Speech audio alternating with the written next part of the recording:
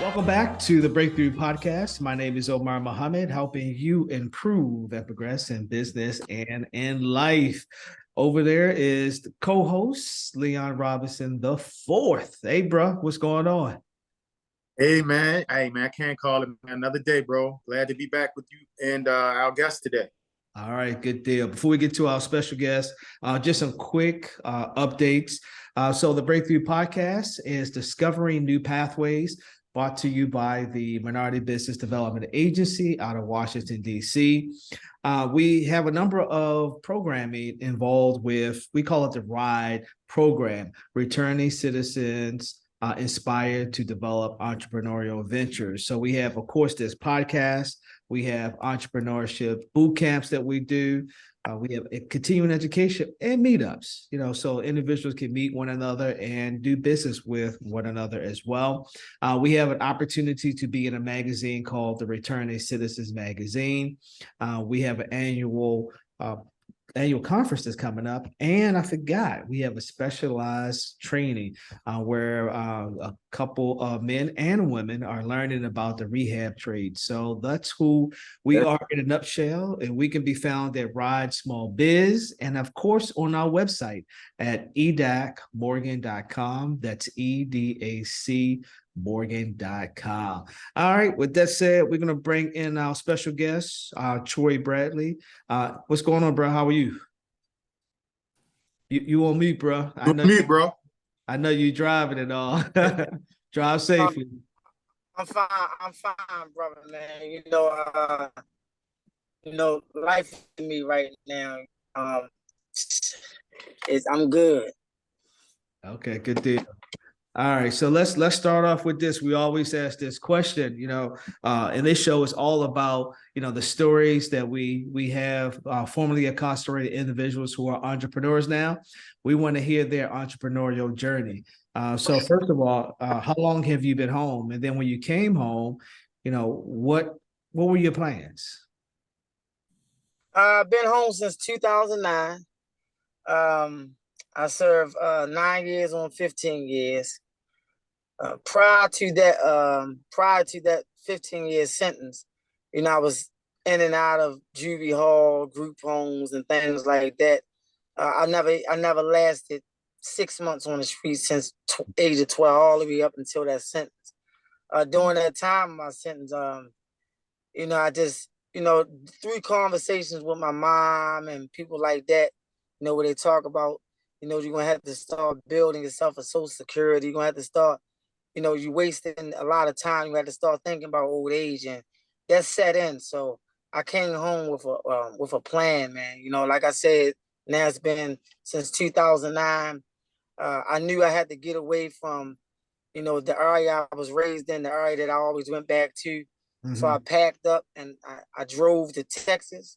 I searched for a job there first. At the time I came into some money, so I had some money saved up, and I stayed at the Candlewood Suites for 6 months until I got a place down there. I worked at Toys R Us down there. I was a light jockey at nighttime. That's a crazy story. I lied to the man and said I knew what I was doing and went on YouTube and figure out how to work the lights and wind up telling the man the truth. I ain't never did this before, and he hired me for being honest and actually trained me on it. So I stayed in Texas for 3 years. From there, I drove to California. Started out in the Bay Area, Benicia, California, Santa Rosa, California, all the way down to Marina Del Rey, Los Angeles, California. And that my journey started from there. I met a lot of people. It was different.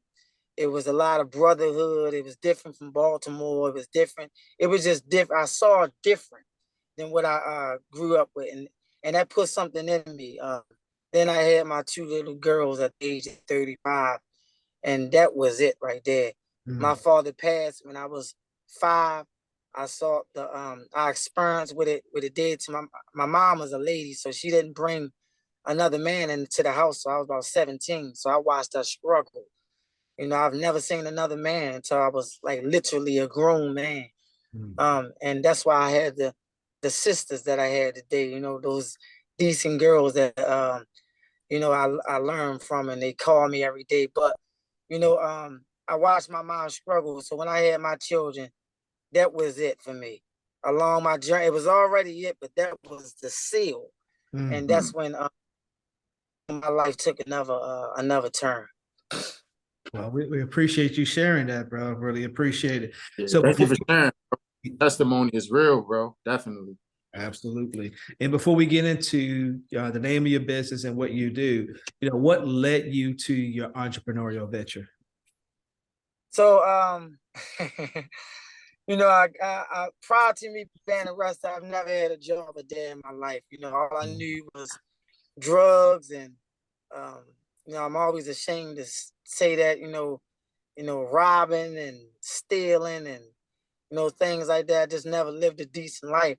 So here I am in this whole nother state, trying to find my way, and I started getting into other things, meeting people. I tried acting, I tried all kinds of stuff. I would sign up for these meetups on my emails where I would meet up with strange people where we talk about life and things like that. And that's what, I say I learned a lot on that journey. And I met some people that when I was down in Los Angeles, down on Venice Beach, I met a guy that had a shed, on Venice Beach is like a boardwalk, and this shed, and he was like selling T-shirts and stuff like that.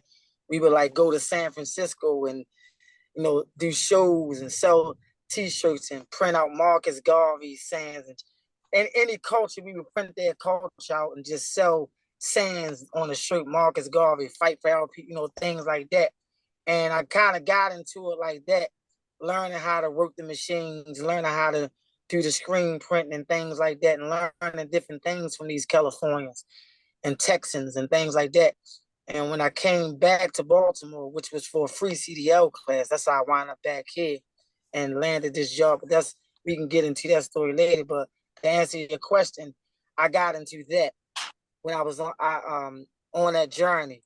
So I come to Baltimore, and I'm here for a free CDL class, and I'm going back. Once I got that class, I needed a job while I was here. Mm-hmm. So while I'm here, I signed up for Safe Streets, and during my prison time, I educated myself. So I was very computer literate. I had a lot of skill to me.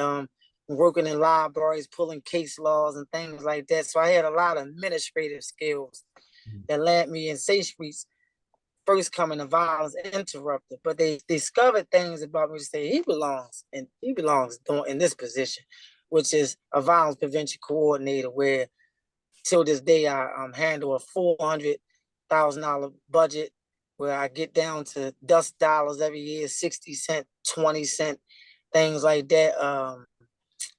Coordinate events, speak at speaking engagements. I spoke in front of 3 graduating police cadet classes. I spoke at Annapolis, Owens Mills Toastmaster, to sharpen my skills and things like that. So so I'm here now, because now this job is like elevating me to City Hall. And so I'm like, well, I wasn't doing this good back there. So I got my experience. I'm gonna stay here. My family is here. And it seems like, I'm going somewhere. It's gonna pay for me to go to school, get a business degree. My record has been expunged. I can now get a degree and go work into government, which is a success story for me, coming from where I come from. And that's the direction I'm going into now. But I have a reputation here in Baltimore, and a guy asked someone, I'm looking for somebody to help me with my clothing line, man, and this and that. And they said, I got somebody for you. He was doing it out in here, California. He has a lot that he can bring to this to this business of yours. So the guy met me, immediately fell in love with me, man. He's one of my mentors now. And once I got involved into that, man, I'm very creative when it comes to designing, because of these Californians and these Texans that showed me the game, where people from Baltimore just won't show you anything. But I go out on these people, they show me everything. And I brought those skills to his business, where now I actually run everything. He's running 2 clubs now Now I got the business.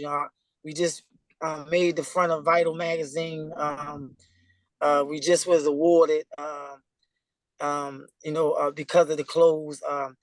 Right now, we seek every celebrity engagement. Where if you follow the page, you'll see we done got next to everybody and getting these clothes out there. And that's what I brought to. I got that from being out there with them. I know what you got to do to put the brand out there, and that's to get out there, get where you're supposed to be. So now I took all of my connections and I get in every comedy factory where I get backstage and I make them do the Bomb City Challenge, and I give them the shirt. We get to all the show. These are connections that I had where I can get into these shows whenever these people come in town. I get right backstage with them, get the clothes to them. We go down to Atlanta, get the we may pay Jack the Thriller to wear the clothes. We got Bomb City on the line. He got it on. So these are the things that I learned from being out of state that I brought back to Baltimore. And that's what I was able to bring to Bomb City, which landed me a partnership. Now, running everything about Bomb City, and only been involved in it maybe 2 years. I've been involved with Bomb City. But prior to that, I had my own, thing going on. But, my main thing right now is not just Bomb City. I wanted to kind of bring two things to the podcast. My main success right now is the program of Safe Streets. I come up in a community where it was nicknamed Baby Afghanistan. I just did a documentary called Hey, Troy, hold up before you go into that. So let's unpack some stuff. So give out the website. Do you have a website for Bomb City so people can see that? That's Bomb City. That's bombcitygear.com. And Instagram, do you have an IG account? Bomb City _gear_. Bomb City _gear_. Yes. Okay. About to follow you now. All right. And I missed it. Bomb City _gear_, right? Right. Okay, good. And then website bombcitygear.com. All right. Yeah, I see it. All right, so we're gonna come back to Bomb City, but let's talk about Safe Streets too. So for those who are not familiar with Safe Street, what is Safe Street? And then you could talk about your initiative that you were just about to talk about. Well, Safe Streets is a violence prevention program geared towards reducing shootings and homicides. And their way of attacking shooting and homicide, they view violence as a disease. And this disease has been, affecting our people for many years. So their way of curing that disease is taking a person like me, giving them the cure, which is through trainings and through working through the program and placing that individual out there in the pandemic or epidemic to cure the rest. And the way they do that is they take a guy like me, where you hear that, I rob people, I kidnap people, I did all these things to gain what we call, sadly, street credibility, rapport with high risk. High risk is someone that can potentially shoot someone or be shot, and at-risk people, people that's just in the community that's around these type of things. So they place us in these areas where we have rapport. So for example, if I'm in my talk on violence interruption and I see an argument at a dice game, my job is to identify, detect the situation, and interrupt. And how do you do that? You do that with a rapport. If you was in my community, you say some niggas, a dude look at you, say, man, get the hell up off me. Who's this clown, man? Man, get up off me, man. But me, I'm coming. They know who I am. They know what I'm about or used to be about. And they know who I'm connected to. So say I can't stop him. He won't listen to me. I find out what game he's in. And through my prison connections, through my street connections, I'll go to somebody that's over top now. I got a situation, man, where a young man, who is he? This through my street, who is he? I'll come out there, he'll come out there and let him know that this is my man. You have to stop. And he has an obligation to his organization to do what he say. That's just dealing with a gang member. Now let's deal with the people that I know their sons and stuff. I have a rapport with, though, and I give you an example. We had a guy that shot a young man. Don't mention no I know names, his father. man. Don't mention no names, Troy. No, of course. We don't do that. We don't do that. Yeah. He shot a young man, and I knew his father. Yeah. And we knew that if we didn't get to the father, this would take us back, because this is going to turn into going a back and forth thing. So once we found the father, we explained to him what's going on. We got to stop. His words to us was, I'm moving right now. And as soon as I get finished moving, I'm going to get disrespectful. So our response is, what can we do to stop it, yo? Because we can't have it. Like, we asking you for a favor, yo. What can we do to stop it? He said, you would have to get them to me. That was our task. We got them all in one spot. This is the stuff that they don't see. They just see the events and stuff. These are the things that we do on a regular basis. Yeah. What we did was got them two together, and they came into an agreement. And that agreement was what their agreement was. But this is one of many situations that we do, and that is violence interruption. That's how we reduce shootings and homicides. It's more than one way to skin a cat, though. We don't just do it through conflict mediation. We do it through monthly meetings where we have high risk in there. We do it through events where we got these man up events. I wish I can show you the footage where we balled the church and we got the pastor involved. We had guys in there and stuff like that. There's many different things that we do to keep the relationship and the rapport of our community, where Cherry Hill now has went 3 years without a homicide. It wasn't in a row, but we done it 3 years where we not had a homicide in 1 year. And right now we are conflict free. There's no up the hill against downhill. There's no blood against a crip. Right now, everyone is solid with each other. And here's the catch. I work with a guy that shot me 3 times. I also work with my supervisor where me and him tried to kill each other on numerous occasions. And NL heyday. So when we walk down the street and we do this work, we epitomize the message, because they look at us and say, damn, wasn't they beefing before? So everybody on our team once shared the conflict. If you can't mediate your own conflict, how you gonna mediate someone else? You have to clean out your backyard first. And that's what we all made out to do, to clean out our backyards. The guy that I did 9 years for, I can pick up my phone and call him right now and he'll say, what's up, good brother? Now this man I robbed and did all kinds of, but I can call him on my phone right now. Why? Through stripping off every piece of gangster that I thought I had on me, humbling myself and finding some way to get to him and reaching my hand out and say, I apologize, man. Forgiveness. You know, I was a young, stupid young person, and he accepted that. And right now, like we like this. I just told you I worked with a guy that shot me three times. Check the documentary out, Cherry Hill Humanized, right on Panacea. I'm gonna send that to your phone so y'all can check that out. But this is the success of Safe Streets and what we do in this program. They take someone such as myself that once was the problem to go out there with a skill, a very tactful skill, to go out there and change the behavior and thinking norms of those young men that's out there today. And that's what I pride myself on. It's bigger than becoming a part of Bomb City and bringing Bomb City to a place where, you know, Bomb City, that's what's big for me, saving lives. Absolutely. So that's my most biggest success for me, is that I can go to sleep knowing that I saved a life. But not only that, I go to sleep, man, in peace today.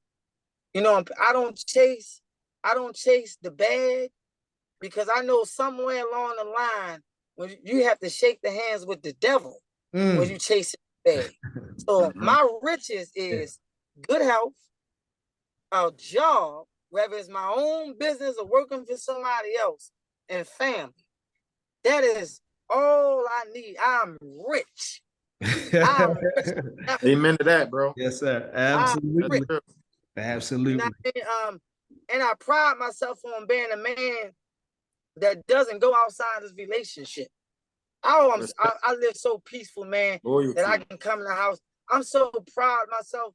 I mean, they come like flies, man. And Yeah. to know that I can tell my daughter to be a certain way and know that her daddy is not behind her back cheating on her mom.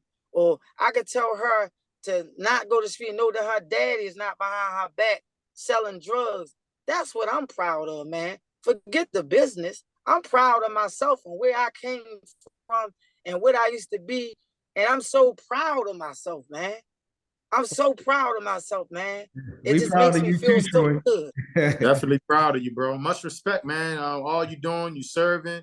You leading by example. You know, you really showing what you can be, regardless of what you've gone through, man. And I do have a quick question for you, because you mentioned something that really hit home for me in regards to, and our podcast is called the Breakthrough Podcast, Discovering New Pathways. So could you kind of elaborate a little bit on what your breakthrough was, and from what you shared with us today, it was you actually being exposed to something different than what you grew up around, and going to Texas and going to California. Can you kind of discuss or share a little bit with our listeners about the importance of exposing ourselves to different things and seeing different things?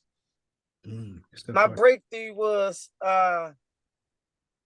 finally, I was always afraid of what's on the other side because I never had a skill. I never had a job. So, this letting go of that fear and taking that jump. And the breakthrough for me was not only discovering new things, it was for me, and I don't want to sound cliche, it was my children, man. It was the fact that, I just didn't want to leave them behind and murder or going to jail. I knew that once I had them, it was no longer about me anymore. I didn't care about if I had one pair of tennis shoes. I didn't care if I had to catch the bus. All I was thinking about is I gotta work, I gotta build something for my children. My mother today, she gets $1,500 from my father. My father died 40 years ago, yo. And I'm saying to myself, the way he worked, he's still providing in his grave. Right. And that was the breakthrough. The breakthrough for me, to put it all in a nutshell, is how are you gonna support yourself in old age?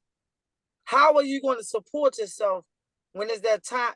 Because we all have injuries. Where I come from, those things are going to run down on me as time. Those gunshot wounds, those broken hits, those things are going to start coming down on me. And, it's going to come a time where the doctor going to say, you can't work no more. So these was the breakthroughs for me. How my life going to be at 60 and 70? And that scared me, man. It scared me to the point where I say, I have to start working on myself right now. I'm still in my 30s. I can still retire in my 60s or my early 70s, but I got to start now. I have to start now. And that was the breakthrough for me. How am I don't want to be in no one's social security line, no one's food stamp. Not saying that any help is wrong. I don't want to be on disability. I want to retire.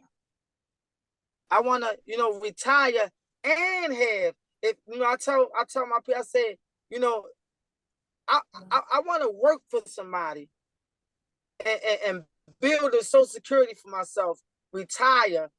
And if I have a business venture on the side that I want to take on, I'll take that on, but I'm not going to jump outside of security. If I had the skill and know how to do all those things to myself, I only can be honest with myself. I don't know nothing about that lane. So I'm going to work and build these things for myself, and not and not get trapped by what I see on Instagram. And I was selling cars. Selling cars ain't gonna bring me no retirement, and unless I know how to sell cars for real, get a dealership, get some. I don't know how to do all that stuff. So right now I gotta put some security around myself. It's about putting some security around myself. So selling clothes ain't gonna bring me no goddamn retirement and no social security. So I have to secure myself. And while I'm working with some security around myself, and I figure those things out, then maybe I'll jump the fence and go over here and work for myself. But until I learn how to do that, and I follow everybody on Instagram and what they doing and all that stuff, I'm gonna place some security around myself and go get my ass a job. Stability, bro. Stability. I definitely get it. Yeah, you know, one of the things I say to people, you know, yeah, it's good if everybody starts a business, but we know everybody's not going to start a business. However, if individuals have what you have, Troy, you know, you have a business, but you also work for somebody, and you're making the transferable skills, that entrepreneurial mindset. And that's what I constantly talk about people. Hey, you know, develop some skills as a entrepreneur, then you can go do whatever you want, whether it's owning your own business or you're working for someone else. So, I mean, you're doing both of them. So really, use that job to fund your business ventures, your entrepreneurial endeavors. You know, like you said, sharpen your skill set, get that experience, build some relationships, gain resources. Like you said, preparation. You know, people just be jumping out there without a life jacket. Like, you got to have something that's going to sustain you, you know? So I definitely agree with you on that. So right now, you know, they offer to send me to school because it's in the budget. It's in the budget line item with school tuition, and I've qualified for that. So, you know, the plan is, which is in the making. You know, I chose Loyola, you know, to go to school to get congratulations. Congratulations too. But you know, we got Morgan over there, Troy. Man, I chose Loyola because, you know, my sister-in-law, she went there for the business degree. She worked, you know, in government now, closing, you know, big deals and things like that. And I just like, and we're Toastmaster partners, so I just chose Loyola to go get the business degree. I know I know the dean over there at School of Business. So when you get in there, let me know. That's right. But having that business degree will give me the insight that we're talking about. Absolutely. And it'll give me that business mindset, whereas though now I can decide to, because everybody think because they got a clothing line where they just printing stuff on there or this, but they don't really know the real business side of it, like the real benefits of being a business person. Like most business white people that has these businesses, they know how to put away. They know how to use certain things to their advantage that most companies give them, the insurance and the credits and stuff. We don't know how to do. So until I learn that game, I'm not just going to go and sell cars for 20 years and waste 20 years of building something for myself. I'm going to work for somebody for 20 years. I ain't just talking about no rinky-dink job. You know, right now I make 70,000. You know, so I'm going to work with somebody. You know, have someone matching my 401 until I figure that out. And if I figure that out and master that, and I got it, then I'll go over to that side. But until then, I need someone matching my 401. I need life insurance through Navy Federal, life insurance through my car insurance, life insurance through my job. I need all of that until I figure this out. I'm not wasting 10 years selling no damn t-shirts. Absolutely. Right. You got to protect and provide for your family, bro. Totally get that, bro. Yeah, and building that legacy as well. So Troy, we up against the time, man. So you gave out the website to Bomb City. So give it out again, and then also give out Safe Streets if there's a website there. Well, they have 10 different sites, so I guess you could just pull up Safe Streets Baltimore. Okay, that's cool. And it'll just pull up the sites. So that is the Safe Street. They have Instagram that's Safe Streets Baltimore, where all 10 sites post on the Instagram page. But it's 10 different sites in Baltimore. So we'll put it on the credits. We'll put the website on the credits. That's right. Right.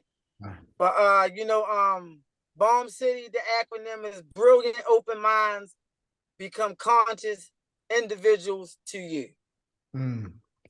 Okay. And is there an email that you want people, if people are interested in reaching out to you, or do you want them just to hit you up on Instagram? How you want people to reach out to you? Yeah, they can hit me up at t.bradley78@yahoo.com. All right. Well, good deal, man, brother. We really appreciate you for coming on. Yes, sir, bro. Thank you for coming on today, man. And I just want to give them one message before I leave. Come on, bro. This Instagram, this social media is and this P-Valley TV shows and these things, like we can't listen to one song that's out where they ain't killed 5 people, messed with 16 wives, popped all kinds of drugs. When I was coming up, we had self-destruction, we had Fight the Power, we had UNITY, we had hip-hop was uplifting. Now, what they did was they broke that community up, and they poured drugs into our community during the times of Frank Lucas, during the times, when we got them people coming around. And now the demand is not as there as it was for the supply now. So now what they're doing is they're pulling guns into our community. And now murder and violence has become a culture. And social media and Instagram is ruining marriages, is ruining relationships, is ruining households, because it is the perception of everything that goes against God's way of life. You already see on there, you see it's behind, cleavage, nasty things, guns. It is no good for a relationship. Wives are comparing other people's relationships and looking down on their hardworking husband. I ain't speaking up for no dog ass nigga. I'm speaking up for a good brother. They coming home and they looking down on these good men, and they going outside the relationship, and this world is being destroyed by social media and the TV, man. And y'all need to keep y'all children off of it. Y'all, these wives, if you have any good thing about you, don't pay that stuff no mind. It is deceiving. These men on there are deceiving. These women on there are deceiving. It is nothing good about it. Stay in tune with God. Follow his instructions, no matter how bored you think they are. They laughed at Noah. We are living in the mystery Babylon, no different from Babylon. Absolutely. And we're gonna have to get you. Yeah, we're gonna have to get you back, Troy. We're gonna have a part 2. I want Troy y'all Brad. to be aware of it and stay off of Instagram. Stay off. Be good to your wives, be good to your husbands, and raise your families. Thank you, brother. Thank you, bro. We'll be reaching out to you, man. Much respect, bro. Okay. All right, y'all. This is a wrap. Really appreciate you all for tuning in. Now go out and discover, I should say, new pathways. Until then, I'm Omar Muhammad. Over there is Leon Robinson of the great state of 5th to 4th. Continue to improve and progress. Peace. Let's get after it.